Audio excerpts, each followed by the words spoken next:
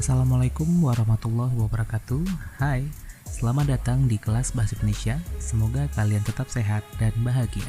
Jangan lupa catat materi dan buat peta konsep. Hari ini kita akan belajar teks eksposisi. Nah, dalam pembelajaran kali ini kita akan menyelesaikan KD 3.5 dan 4.5. 3.5 sendiri adalah mengidentifikasi informasi teks eksposisi berupa artikel ilmiah populer dari koran atau majalah yang didengar dan dibaca. Sedangkan 4.5 menyimpulkan isi teks eksposisi artikel ilmiah populer dari koran dan majalah yang didengar dan dibaca. Apakah kamu tahu pengertian dari teks eksposisi?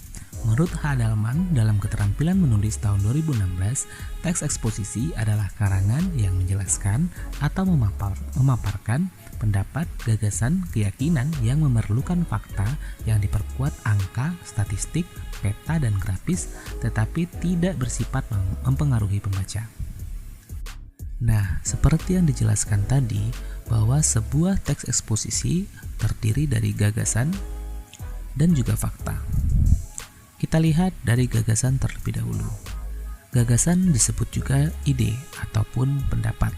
Isinya berupa pernyataan yang mungkin berupa komentar, penilaian, saran, dorongan, dan bujukan. Coba kita lihat dua contoh di bawah ini. Contoh pertama, jika pemerintah tidak cepat bertindak, dalam 10 tahun mendatang, hutan Sumatera akan musnah dan diikuti oleh musnahnya hutan Kalimantan. Atau pendapat kedua, pengelolaan hutan tidak menunjukkan adanya tanda-tanda perbaikan dibanding tahun lalu. Jika kita lihat dari pemilihan kata dalam kalimat ini, maka kita bisa ketahui kalau ini adalah gagasan atau pendapat dari penulis. Mari kita lihat fakta. Fakta adalah keadaan atau peristiwa yang merupakan kenyataan. Sesuatu yang benar-benar ada atau terjadi. Dalam teks eksposisi, fakta berfungsi untuk memperkuat gagasan sehingga diharapkan lebih meyakinkan khalayak. Jadi, fungsi fakta sendiri adalah menguatkan gagasan kita terhadap sesuatu informasi. Oke, kita lihat contoh faktanya. Selama bulan Januari sampai Oktober, ada keterangan waktu bulannya, 45% dari keseluruhan titik kebakaran terkonsentrasi di Provinsi Riau. Nah, dari pemilihan kata-katanya kita bisa ketahui kalau ini adalah fakta. Yang kedua, kemudian pada bulan Oktober, ada data real, terjadi kenaikan jumlah titik kebakaran yang cukup signifikan di Provinsi Riau, Sumatera Barat, dan Jambi. Nah, dari kedua fakta ini mendukung pendapat atau mendukung gagasan bahwa jika pemerintah tidak cepat bertindak, 10 tahun mendatang hutan Sumatera akan musnah dan diikuti oleh musnahnya hutan kebakaran. Hal ini didukung oleh fakta bahwa ternyata selama bulan Januari sampai Februari, 45% dari keseluruhan titik kebakaran terkonsentrasi di Provinsi Riau yang merupakan bagian dari wilayah Sumatera. Seperti itulah cara kerja gagasan dan fakta dalam teks eksposisi. Mari kita lihat ciri-ciri teks eksposisi. Agar kita mampu membedakan teks eksposisi dengan teks yang lain, maka kita juga harus paham ciri-ciri dari teks eksposisi. Yang pertama, informatif. Berisi uraian tentang pendapat, gagasan, atau keyakinan penulis terhadap salah satu topik pada bidang tertentu. Teks eksposisi juga bersifat objektif, yaitu sesuai dengan kebenaran dan tidak memihak. Selanjutnya, juga memiliki adiksimba. Isi informasi atau pengetahuan mengandung unsur apa, di mana, kapan, siapa, mengapa, dan bagaimana. Jadi, informasi kita harus dikuatkan dengan adanya prinsip adiksimba, sama seperti teks berita. Selanjutnya adalah faktual. Informasi atau pengetahuan berdasarkan kondisi sebenarnya atau bersifat faktual. Nah, seperti kita tahu bahwa sebuah teks eksposisi terdiri dari gagasan yang diikuti oleh fakta yang memperkuat, maka dia harus faktual. Selanjutnya adalah baku. Karena ini adalah tulisan yang resmi menyampaikan pengetahuan, maka menyampaikan informasinya harus dengan singkat, jelas, padat, lugas, dan berbahasa sesuai dengan ejaan yang berlaku. Dan selanjutnya adalah penegasan. Kalimat penutup ditandai dengan penegasan, bukan berupa ajakan atau permintaan dukungan.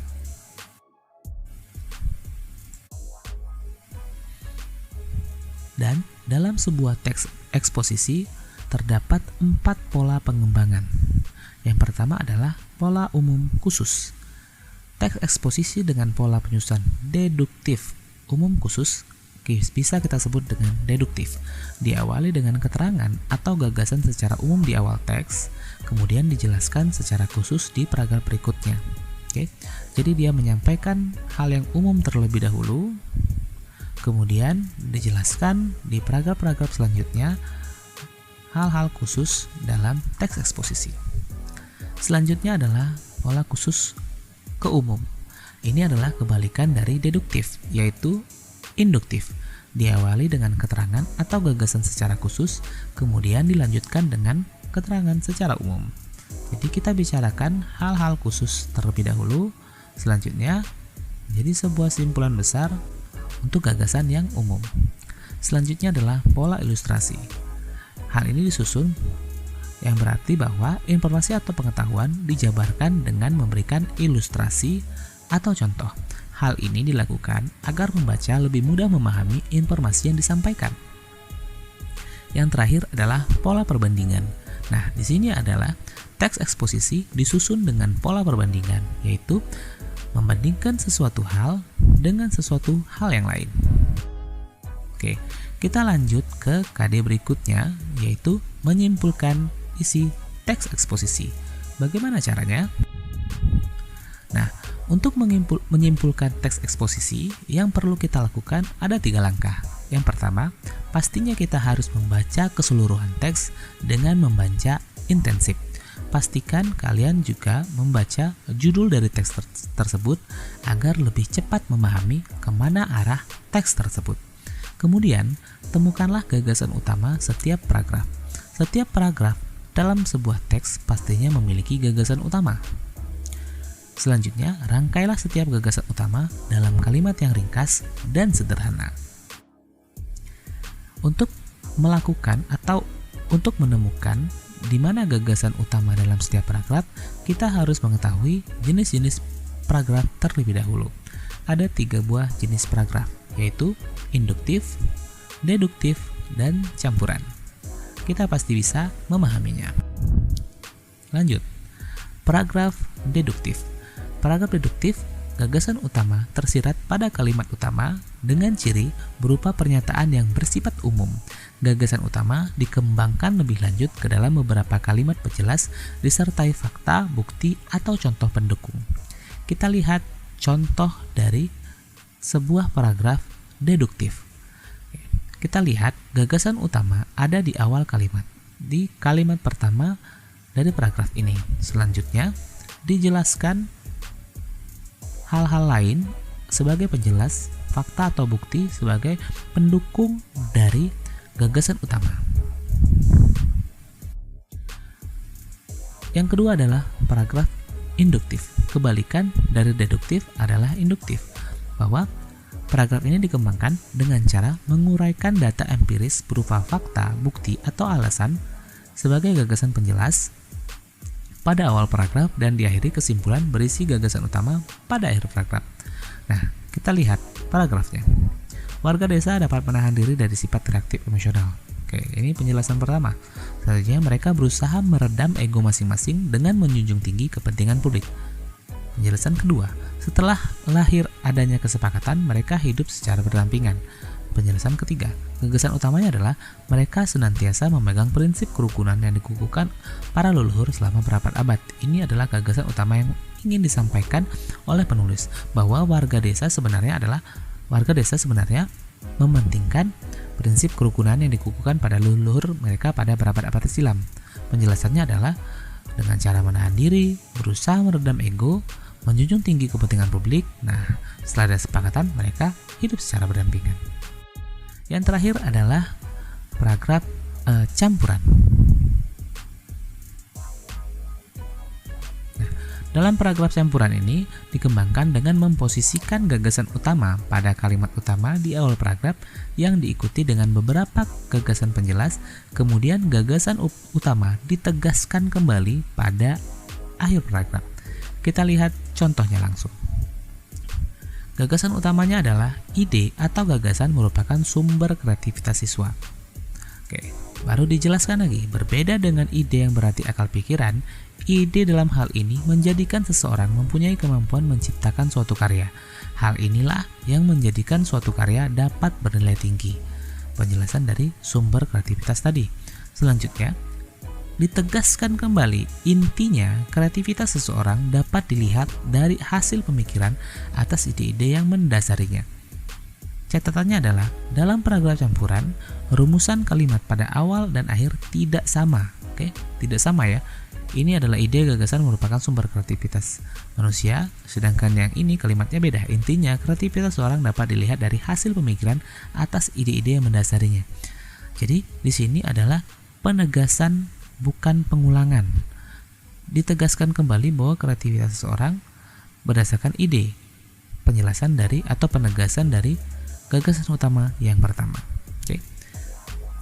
Bapak harap kalian lebih mengerti tentang paragraf-paragraf atau pola-pola paragraf menyampaikan gagasan utama. Jadi bisa kita ketahui dalam sebuah teks eksposisi pasti ada gagasan utama yang didukung oleh gagasan-gagasan penjelas. Penempatannya seperti apa? Bisa penjelas terlebih dahulu, baru gagasan utama, atau gagasan utama dulu, baru penjelas. Oke. Kita akan lihat dari contoh teks berikut. Kita akan cari dan temukan bagian mana yang dikatakan gagasan utama dari setiap paragraf berikut. Ingat cara kita dalam mencari kesimpulan. Yang pertama, kita harus baca terlebih dahulu teks ini. Kemudian dalam setiap paragraf kita hitung ya, 1, 2, 3, 4, 5. Berarti ada 5 paragraf yang akan kita temukan gagasan utamanya. Dimulai dari yang pertama. Oke. Dampak ujian nasional terhadap kemajuan dunia pendidikan tampaknya masih dipertanyakan oleh banyak orang. Alasannya, nah ini kan berarti kalimat pendukung. Dia menjelaskan tentang gagasan utama dari paragraf ini. Oke, berarti gagasan utamanya ada di awal. Kita tandain dulu. Oke. Sip. Dapat 1. Kedua, kesibukan siswa menghafal dan terampil mengerjakan tugas jelas akan berpengaruh terhadap gaya mengajar seorang guru. Siswa akan semakin jauh dari lingkungan yang merupakan modal awal untuk dibentuk menjadi pengetahuan melalui pengalaman belajar. Nah, ini menjelaskan dari gagasan utama di atas. Berarti bisa dikatakan gagasan utamanya adalah ada di kalimat awal. Oke, next. Di paragraf ketiga. Jika UN dengan model hafalan semacam ini dilakukan secara terus-menerus, dunia pendidikan kita akan sulit melahirkan generasi masa depan yang kritis dan kreatif. Nah, ini sudah pasti kalimat utama karena dia penjelasannya secara umum. Diikuti dengan penjelasan khusus. Sejak bangku kuliah mereka diperlakukan seperti robot. Nah, mereka hanya patuh kan menjelaskan dari kalimat pertama ini. Next, di paragraf keempat. Jika dunia pendidikan kita tidak mengalami kemajuan, tentu akan berdampak buruk terhadap kemajuan bangsa. Oke. Ini sudah kalimat utama karena sifatnya umum. Selanjutnya dikhususkan lagi, mereka yang kini tengah menimba ilmu di bangku sekolah itulah yang kelak akan menjadi pemimpin bangsa. Ya, penjelasan dari kalimat utama atau gagasan utama.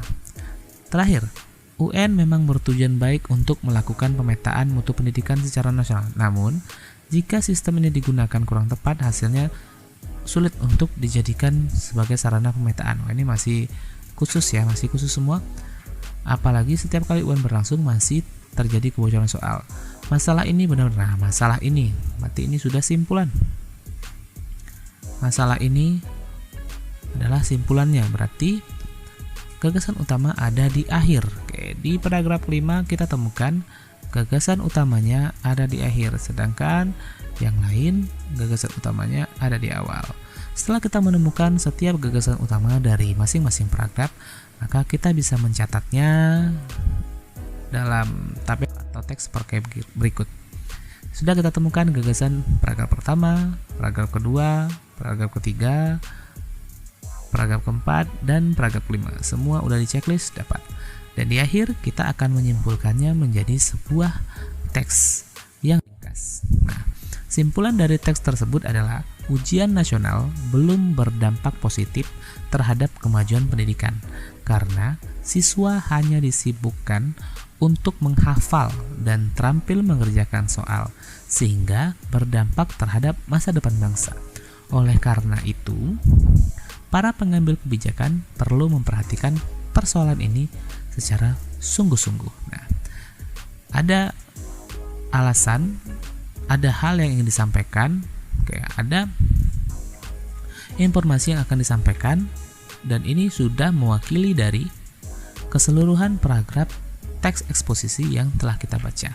Ya, jadi demikianlah cara menyimpulkan sebuah teks eksposisi yang terdiri dari 5, 6, 7, 8 paragraf sekalipun menjadi simpulan yang ringkas.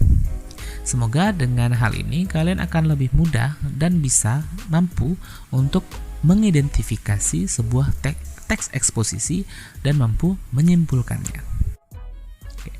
Demikianlah pembelajaran kita hari ini. Semoga pembelajaran hari ini menambah wawasan dan pengetahuan kalian. Jangan lupa mencatat materi dan membuat peta konsep. Mari tetap sehat dan bahagia. Mari tersenyum. Sampai jumpa lagi. Wassalamualaikum warahmatullahi wabarakatuh.